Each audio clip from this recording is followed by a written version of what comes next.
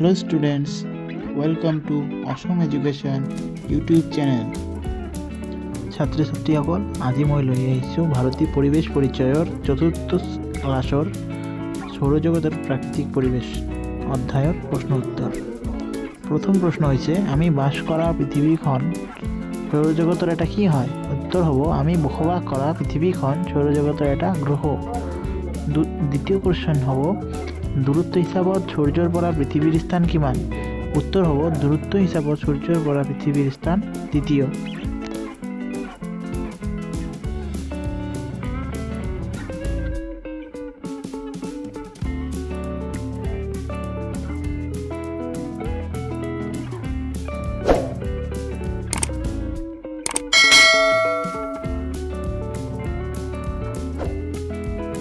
এতিয়া আহিম প্ৰশ্ন নম্বৰ 3ত। 3 নম্বৰ প্ৰশ্নত আছে আমাৰ পৃথিৱীখন সূৰ্যৰ পৰা কিমান কিলোমিটাৰ দূৰত অৱস্থিত? উত্তৰ হ'ব আমাৰ পৃথিৱীখন সূৰ্যৰ পৰা 15 কোটি কিলোমিটাৰ দূৰত অৱস্থিত। 4 নম্বৰ কুৱেশ্যন হ'ল সৌৰজগতত মুঠতে কেইটা গ্ৰহ থাকে? উত্তৰ হ'ব সৌৰজগতত মুঠতে 8টা গ্ৰহ থাকে। 5 নম্বৰ প্ৰশ্ন সৌৰজগতৰ আধাৰ বুলি কাক কোৱা হয়? উত্তৰ হ'ব সৌৰজগতৰ আধাৰ বুলি সূৰ্যক কোৱা হয়। সূৰ্য।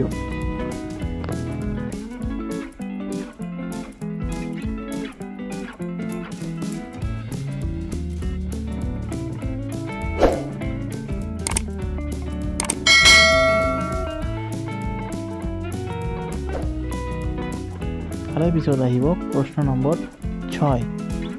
নম্বৰ 6ত আছে সাগৰ মহাসাগৰ পাহাৰ পৰ্বত সমভূমি মালভূমি আৰু বিশাল অৰণ্যৰাজি আদি কোনটো গ্ৰহত অৱস্থিত?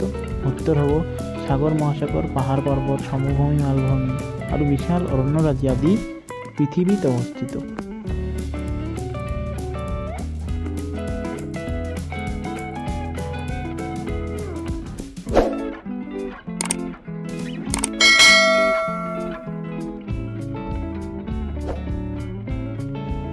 প্ৰশ্ন নম্বৰ 7ত থাকিব সাগৰ মহাসাগৰ পাহাৰ পৰ্বত সমভূমি মালভূমি আৰু বিশাল অৰণ্যৰাজি মিলি আমাৰ পৃথিৱীখনত কি ৰচনা কৰিছে?